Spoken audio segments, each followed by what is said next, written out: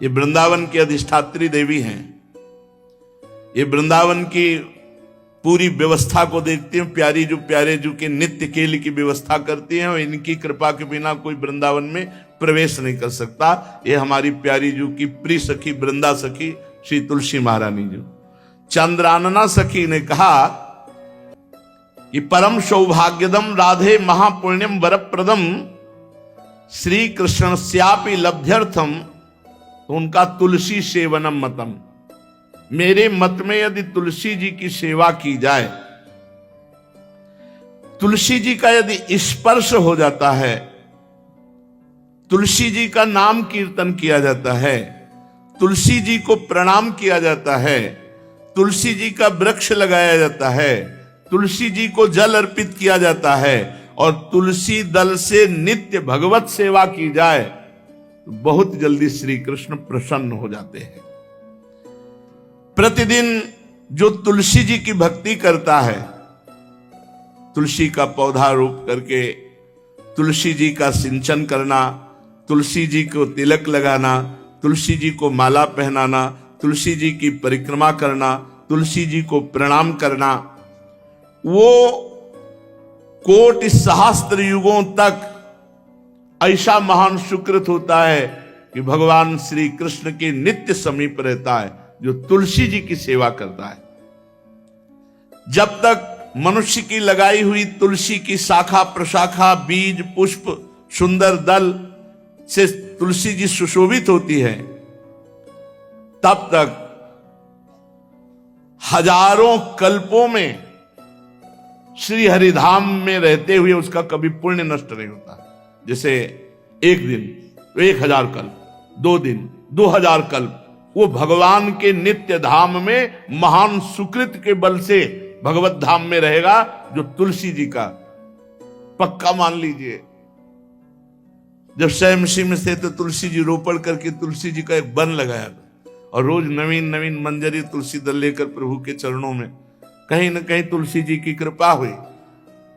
वृंदावन, ये वृंदा अधिष्ठात्री देवी वृंदावन की है, इनकी कृपा के बिना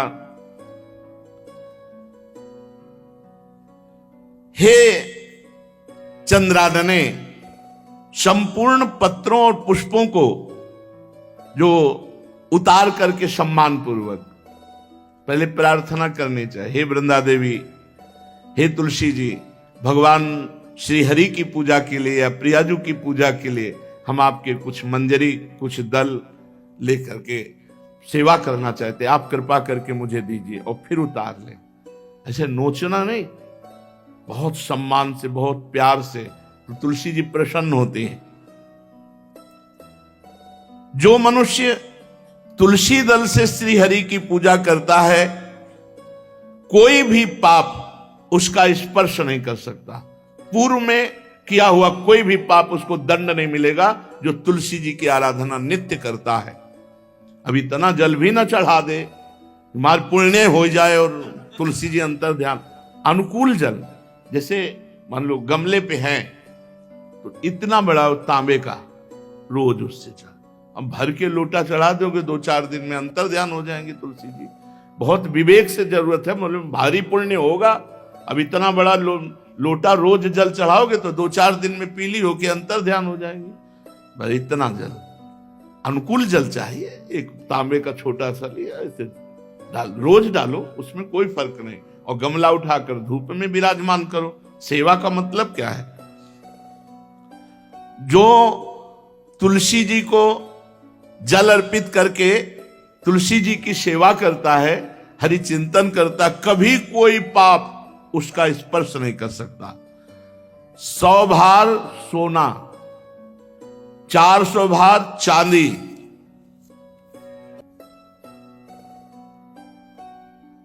का जो दान करने का फल होता है, वो एक तुलसी दल उतार, जो अपने द्वारा लगाई हुई तुलसी दल, वो हरि के चरणों में अर्पित करो। ये 100 भार सोना और चांदी बराबरी नहीं हो सकती। कितना महत्व है। जो रोज तुलसी दल चयन कर, द्वादशी को ना चयन करे, द्वादशी को मतलब बहुत बड़ा अपराध लगता है तुलसी दल का, इस मतलब तुलसी के वृक्ष का भी स्पर्श न करे। प्रणाम नमस्कार दूर से, एक भी दल नहीं टूटना चाहिए। द्वादशी को ऐसा हमने महापुरुषों से सुना है कि मंजरी और पत्र उतारना ये ठीक नहीं, बिल्कुल नहीं ठीक है। ब्रह्म हत्या का फल लगता है, अगर जो पाप लगता है अगर कोई द्वादशी को तुलसी चयन, बहुत सावधानी से। जिसके घर में तुलसी का बगीचा होता है, कई पौधे होते हैं, उसको कहीं तीर्थ जाने की जरूरत नहीं, उसका घर तीर्थ है जिसके घर में तुलसी के पौधे हैं। और यमराज कभी उस घर में किसी भी मरने वाले को लेने नहीं आएंगे। जिसके घर में तुलसी, लगा लो भैया तुलसी लगा लो घर में, काहे को यमराज को आने दोगे। सबके घर में तुलसी, कितना सुंदर पहले था। घर में आंगन होते थे, आंगन में एक बहुत बड़ा, और फिर उसमें तुलसी जी, और फिर उसमें 2-4 नर्मदेश्वर शालिग्राम ऐसे, और फिर घर का हर व्यक्ति जल चढ़ाना, प्रणाम करना, नमस्कार करना, 4 पर। कितनी पवित्र पद्धतियां हमारी थी। जब रसोई बने पहली गाय के लिए, फिर कुछ पक्षियों के लिए, फिर कोई संत महात्मा, कोई भिक्षु, ऐसा कितना पवित्र व्यवहार। अभी यहाँ जैसे हमने देखा है, ये रसोई बन रही ना, तो धुआं नहीं खत्म होने पाता, वो ही सब अपवित्र किए हुए हैं। राक्षसी बुद्धि आती चली जा रही। तुलसी जी, ये भागवती को वस्तु, हमें लगता है बालकनी तो होती ही, बढ़िया बालकनी में एक ऐसा उठाने धरने वाला स्टैंड लोहे का रखो कि तुलसी जी को विराजमान कर दो। जिसके घर में तुलसी जी विराजमान होती, उसके घर में यमराज कभी नहीं जाते। जो तुलसी जी का सेवन करता है, उसकी सारी कामनाएं तुलसी जी पूर्ण कर देती है। तुलसी जी को लगाना, तुलसी जी का पालन करना, तुलसी जी को सिंचन करना, तुलसी जी का दर्शन करना, तुलसी जी का स्पर्श करना, मनुष्य के द्वारा जो मन, वाणी और शरीर से पाप हो गए, सबको तुलसी महारानी क्षमा कर देती है, दग्ध कर देती है। पुष्कर आदि तीर्थ, गंगा आदि परम पावन नदियां, ये सब जो स्नान आदि, अवगाहन आदि करने का फल देते हैं, वो केवल तुलसी जी घर में विराजमान है, उसको फल मिल जाएगा। कितने बढ़िया। जो तुलसी जी की नवीन मंजरी प्रभु के चरणों में अर्पित करके प्रणाम करता है, वो चाहे कितना भी अपराध किए हो, वो कभी यमपुरी को नहीं देखेगा, कभी यमराज के पास नहीं जाएगा। जो मनुष्य तुलसी काष्ठ का घिसा हुआ चंदन लगाता है, उसके सारे संचित भस्म हो जाते हैं, और क्रियमाण जो वर्तमान, वो कभी उसको बांध नहीं सकते। तुलसी जी का काष्ठ का घिसा हुआ चंदन। जिसके घर में तुलसी की छाया होती है, वहां पितरों को अपने आप कल्याण प्राप्त हो जाता है। जो श्राद्ध करने से लाभ मिलता है पितरों को, घर में तुलसी लगा के, जो तुलसी की छाया, बड़ा वृक्ष, पितरों को तृप्ति मिलती है। चतुर्भुज ब्रह्मा जी सारंग धनवा श्री हरि के महामहिम स्वरूप की अनुभूति करने के लिए भी कहा है कि तुलसी जी का महान महात्म्य है। अगर तुलसी जी का सेवन करे तो भगवान श्री हरि की महिमा को जान जाएगा। स्त्री हो या पुरुष, पुरुष नपुंसक नारीवा जीव चराचर कोय, सर्व भाव भज कपट तज मोह परम प्रिय सोय। शरीर वर्दी है, हमारी पोशाक है, हम सब एक हैं, आत्मस्वरूप है, कुछ अलग नहीं है। शरीर केवल पांच भौतिक है तो सबका पांच भौतिक है, उसमें चिन्ह है स्त्री पुरुष के, बस इसके लिए भगवान की आराधना निषेध थोड़ी है। जो स्त्री या पुरुष श्री तुलसी जी के काष्ठ के मन के बना के, जैसे छोटी कंठी या बड़ी माला धारण करता है, श्री कृष्ण उसके बस में हो जाते हैं। यह है तुलसी जी की महिमा। परम सुहाग श्री कृष्ण मिल जाते हैं, और कौन सी भी हमें उपलब्धि चाहिए। हे गोप नंदिनी, तुलसी जी का सेवन करने से श्री कृष्ण वश में हो जाते हैं।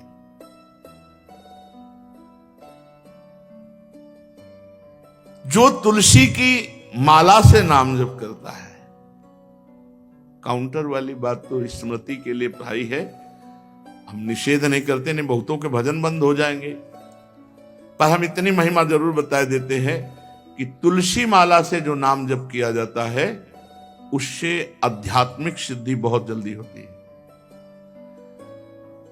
गुरुदेव भगवान कहते जो अंगुलियों से रगड़ होती है मन का से, उसमें आध्यात्मिक ऊर्जा शक्ति तुलसी माला से। प्लास्टिक पर भाई करो, निषेध नहीं कह रहे बंद हो जाएगा, वो भी राधा राधा कहना, वो हमें बंद नहीं करना, हम कह रहे तुम जैसे बने वैसे करो, लेकिन माला का बहुत बड़ा प्रभाव है। तुलसी परम पवित्र भगवान श्री हरि की प्रिया, और उनके काष्ठ को जब हम ऐसे ऐसे नाम के साथ, तो विशेष ऊर्जा शक्ति, आध्यात्मिक शक्ति हमें जागृत होती है। हो सके जिनको ऐसा बन सके तो छोटी एक वो आती है सुमिरनी, उसको रख लो, अपनी जेब में रख लो, उससे करो। और नहीं है तो भैया तुम इसी से करो, नाम जप करो, भाव को भाव न खालसो, नाम जपत मंगल दिस दसो। सुंदर सुंदर तुलसी जी के वृक्षों के समीप बैठ करके जो अनुष्ठान किया जाए वो बहुत लाभदायक। श्रीमद् भागवत का, गोपाल सहस्त्र नाम का कोई भी पाठ तुलसी जी के समीप विराजमान करके किया जाए, आचार्य को बुला करके तुलसी पूजन करना चाहिए, विविध प्रकार के अनुष्ठान, अरे तभी तो सब मंगल होता है। पहले था, हमने देखा है, 4 बजे माताजी दरवाजे के सामने लीपती, रोज का काम। जो पुराने घरों में देहरी के आगे आके 4 बजे लीप करके वहां अपना चौक पूर के दीपक जला, क्या पवित्रताएं थी, क्या मंगल था। जब किसी को निमंत्रण दिया जाता था सबके पैर धोए जाते थे, सुंदर बिछौना बिछा करके, और उसमें बैठकर पत्तल और रज के सकोरा कुल्हड़ ऐसे भोजन पाया। कितना पवित्रता, जो हमारी पूर्व पवित्रता थी, धोती कुर्ता चोटी, पवित्रता।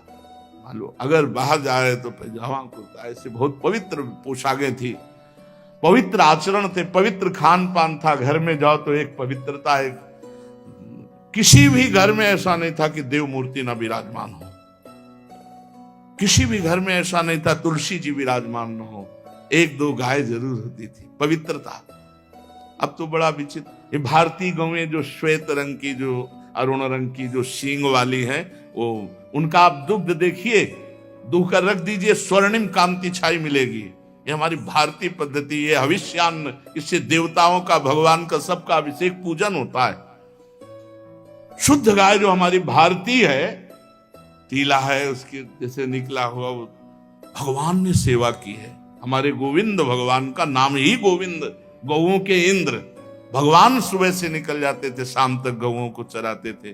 बड़ा तो किशोरी जी ने श्री तुलसी जी के पूजन की बात, भगवान गोपियों से वादा किए थे कि अब तुम्हें अगली पूर्णिमा को रास, अब रास बिना रासेश्वरी के नहीं हो सकता, लिखा हो चाहे ना लिखा हो। कोई भी विद्वान, कोई भी प्रवक्ता इस बात को बतावे, कहते हैं भागवत में राधा नाम नहीं लिखा है, भागवत राधामय ही है। सांद्रानंद घन प्रेम मूर्ति किशोरी, बिना लाडली जू के कोई रास बता दे कहीं भी, कभी भी, कैसा भी। महारानी जू के बिना रासेश्वरी के रास हो ही नहीं सकता, लिखा हो चाहे ना लिखा हो। क्यों नहीं लिखा? याते श्री सुख प्रगट कियो नहीं, जहां बोले राधा तो समाधि लग जाती हो, यहां 7 दिन में तक्षक काटना है। श्री सुखदेव जी ने महारानी जी का नाम, हरिराम व्यास जी कह रहे, याते श्री सुख प्रगट कियो नहीं, जान सार को सार परम धन, राधा नाम आधार। वैसे तो रोज संकेत वन में, पीछे हमने चर्चा की थी, प्रेम सरोवर में प्रियालाल मिलते थे, नंदगांव बरसा में। आज लालू ने एक नई लीला रची, गोप देवी लीला है। श्री लालजू महाराज प्रियाजू को रास के लिए उन्होंने सोचा एक बार छलिया रूप रख करके महल में प्रवेश करते हैं, देखते हैं लाडली जू पहचानती है कि नहीं, और कितना प्यार लाडली जू करती है। महाराज तो जो रूप धारण करें तो सभी सुंदर हैं, तो सुंदरता के समुद्र हैं। जब नकबेसर धारण करते ना,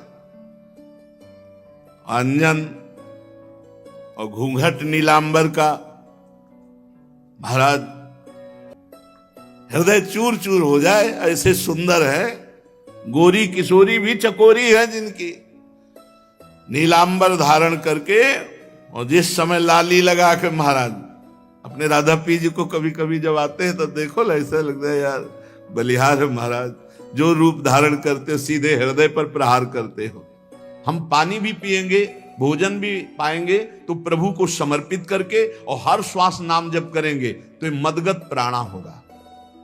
मच्चित्ता निरंतर चिंतन करने के लिए हमें प्राणों को समर्पित करना होगा। हमारे प्राण समर्पित हैं, हम प्रसाद के द्वारा प्राणों का पोषण करेंगे, और हर श्वास प्रश्वास में नाम जप। श्वास ऊपर गई तो नाम जप, श्वास नीचे गई तो नाम जप। बोधयंता परस्परम, यदि हम किसी से बात करेंगे तो अपने प्रभु की चर्चा करेंगे, उसी प्रभु की चर्चा का कथन, कथयंतश्च माम नित्यम, केवल भगवत चर्चा करेंगे। केवल कभी कभी ये लोक कल्याण की भावना भी प्रपंच में उतार देती है। निवेदन है कि यहां कोई लोक वार्ता का प्रश्न लेकर के नावे, एक जगह तो बख्श दो जहां केवल भगवान के संबंध की चर्चा होने दो। श्रीधाम वृंदावन में आप आए हो तो प्रिया प्रीतम की चर्चा का प्रश्न करो, प्रिया प्रीतम की चर्चा सुनो, निहाल हो जाओगे। तुष्यंत च रमंत च, उसी में आनंद और संतोष होता। भगवत चर्चा हुई और उसी में रमण करे। एक जगह तो रखो जहां तुम केवल प्रभु की चर्चा सुन सकते हो, प्रभु की चर्चा कर सकते हो। प्रपंच का तो बहुत विस्तार है। कथयंत च माम, माम भगवान कह रहे हैं, कथयंत च माम नित्यम तुष्यंत च रमंत च। चलते हैं हम भगवत मार्ग में, फैल जाते हैं फिर दुविधा युक्त संसार प्रपंच में। केवल भगवत चर्चा, कथयंत च माम, भगवान केवलम, केवल माम, मेरा, प्रियालाल किसी और कोई चर्चा। बार बार बोर्ड लगवा देते हैं, श्यामा श्याम की चर्चा के सिवा यहां कोई चर्चा न की जाए। आपको अगर आशा है कि यहां से कोई काम बनते हैं तो हम पहले आपको बता देते हैं हम असमर्थ हैं, हमारे में कोई सामर्थ्य नहीं है। हम केवल प्रभु की चर्चा करते हैं, प्रभु का नाम जपते हैं, प्रभु के लिए जीवन है, बस इतनी बात है। जो प्रभु में डूबना चाहता है वो आए, स्वागत है। इसके अलावा ना कोई आशीर्वाद, ना कोई तंत्र मंत्र, ना कोई जंतुर, ना किसी भी तरह की कोई ढांढस वृत्ति बना सकते हैं कि जाओ तुम्हारा ये ठीक हो जाए, तुक्का लग जाए, ठीक हो जाए, तुम्हारे भाग्य की बात है। यहां से कोई चमत्कार नहीं है। यहां एक ही चमत्कार है, मलिन मन को श्री भगवान में लगा देना, जीवन को जीवन मुक्त अवस्था में पहुंचा देना। निर्विकारता की स्थिति प्राप्त करने के लिए साधु समागम है। भगवान का आदेश है, यदि मुझे अनुभव करना चाहते हो, इसी जन्म में परमानंद की प्राप्ति करना चाहते हो, तो मय्येव मन आदत्स्व मयि बुद्धिम निवेश है। कैसे करोगे? भगवान कह रहे मत चित्ता, मेरे में चित्त लगाओ। चित्त कैसे लगेगा?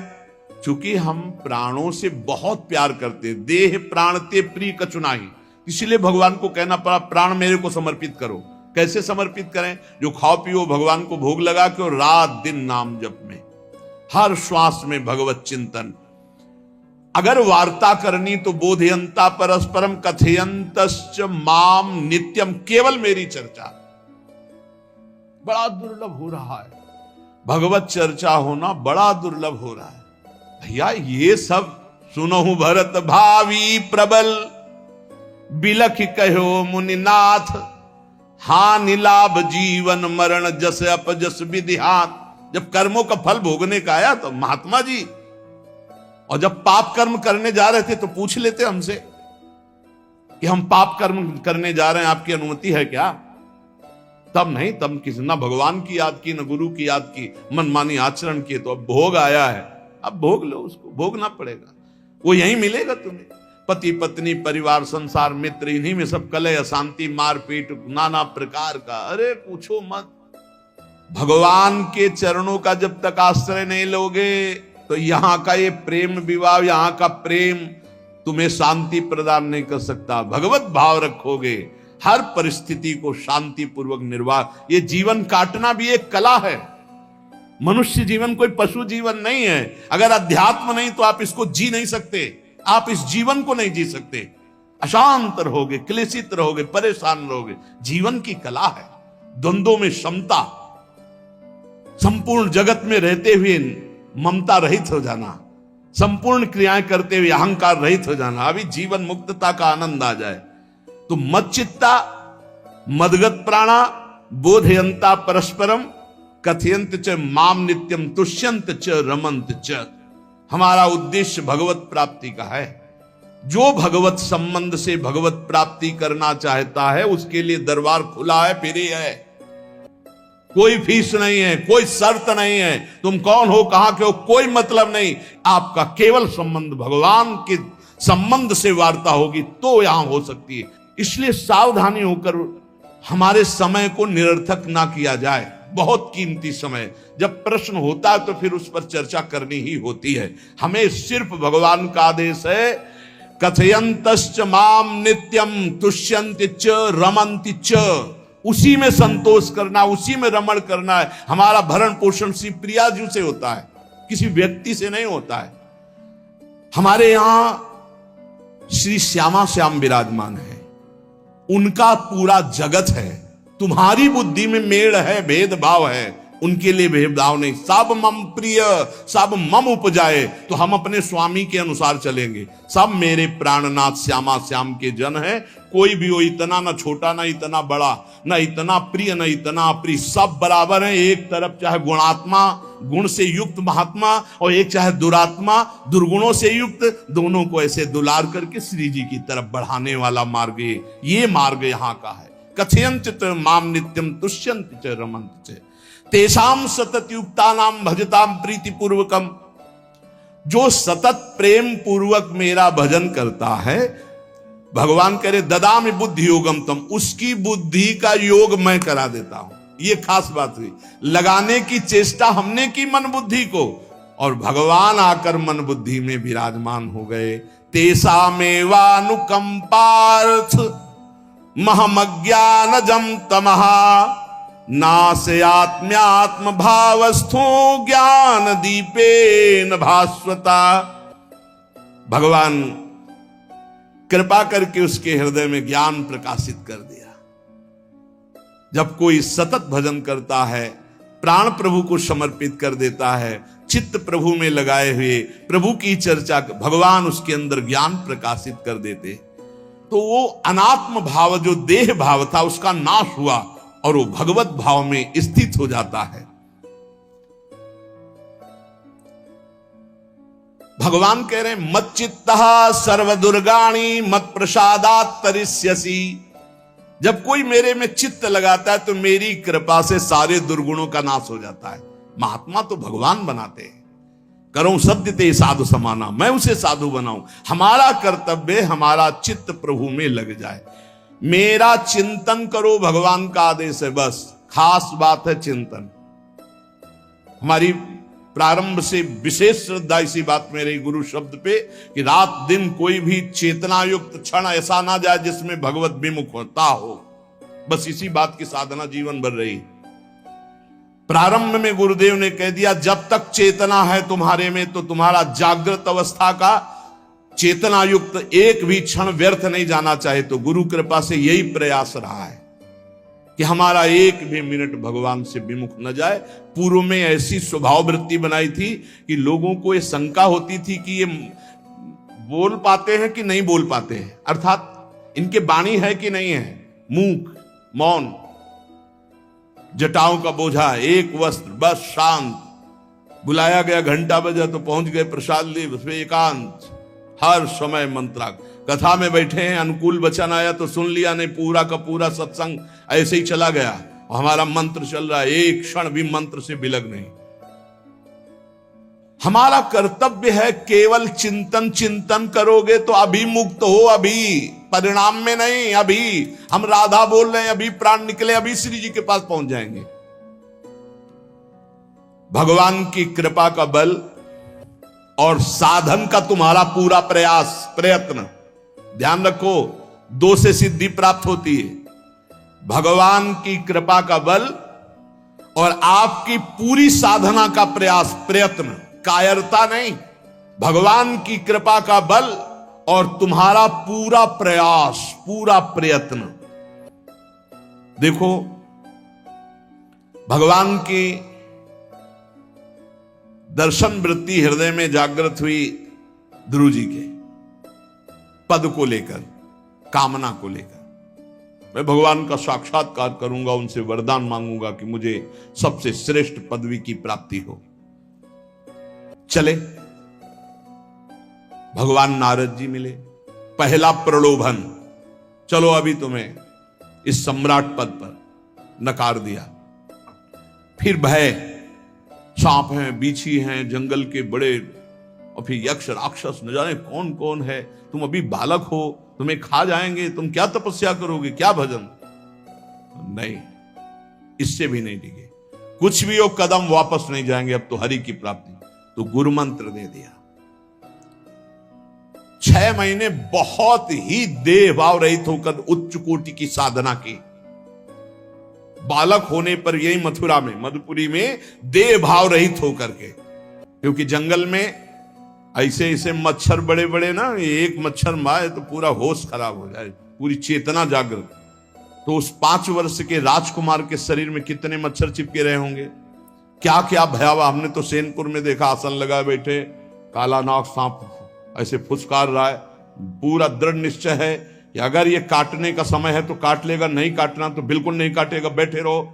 वो ऐसे पास से निकल गए, छाती से भी निकल गए हैं। निश्चय कि अगर काटना है काट। सैकड़ों बिच्छू, कभी ऐसे डंक नहीं मारा। और अगर काटना हो, मारना हो ना, तो बढ़िया महल में बैठे हो तो वहां जाके काट लेंगे। ध्रुव जी अपनी निष्ठा से कभी नहीं विचलित हुए। अब जब भगवान सामने आए तो आखिरकार 5 वर्ष के बालक घबरा गए। भगवान का तेज, भगवान का रूप, भगवान की महिमा। भगवान मुस्कुराए, कृपा दृष्टि से देखे, बल मिला, भगवान को देख पा रहे हैं। अब मन में आया कि मैं स्तुति कैसे करूं, क्योंकि कोई ज्ञान तो है नहीं। भजन किया, भगवान की प्राप्ति हो रही, लेकिन अब कोई ऐसा ज्ञान तो है नहीं जिससे भगवान का स्तवन करे।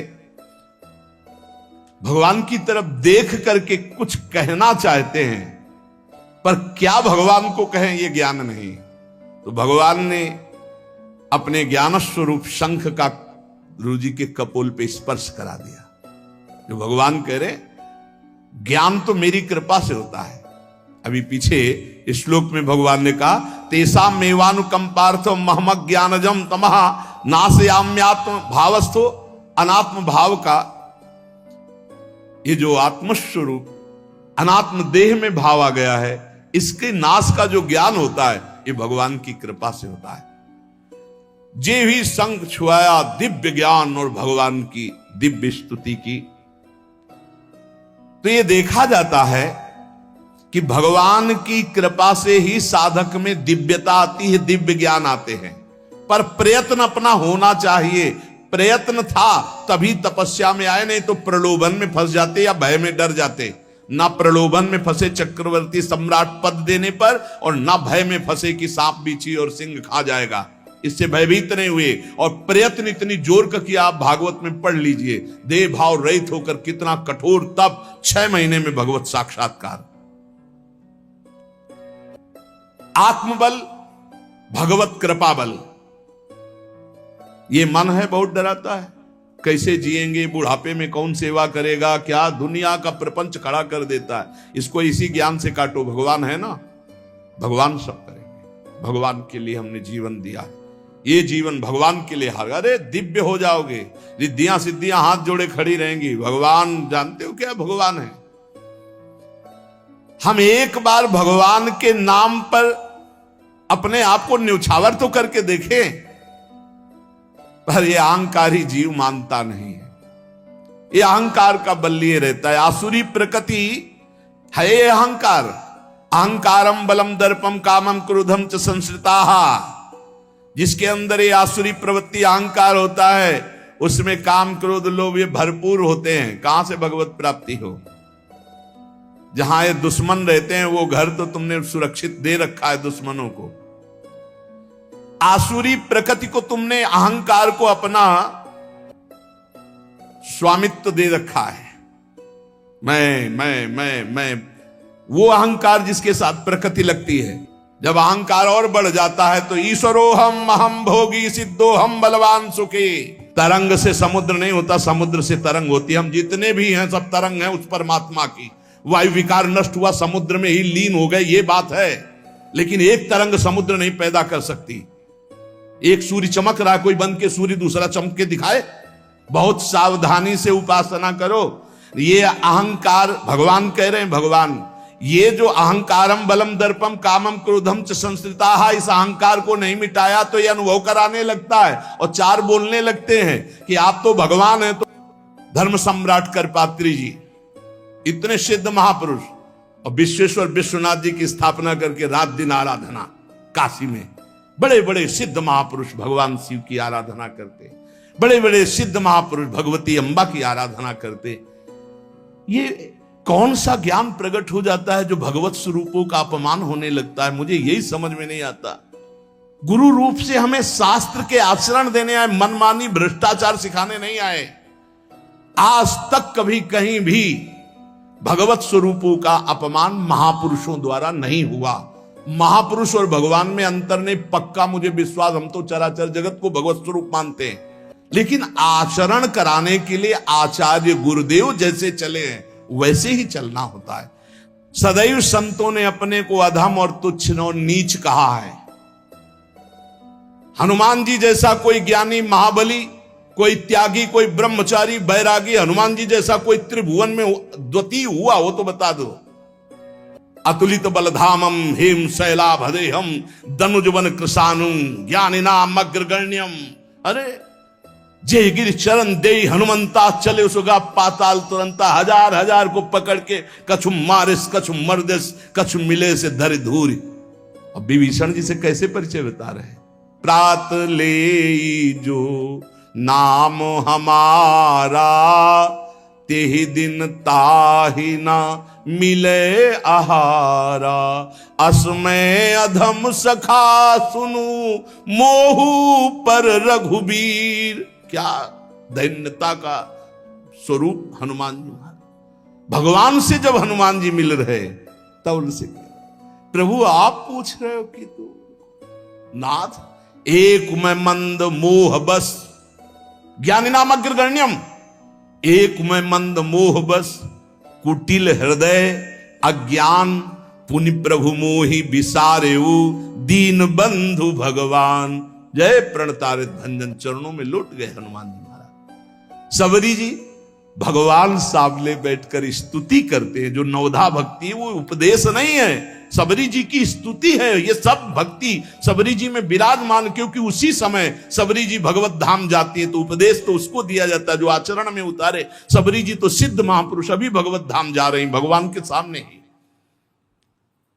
वो क्या कहती? अधम ते अधम अधम अति नारी तिन मह में मति मंद अघार।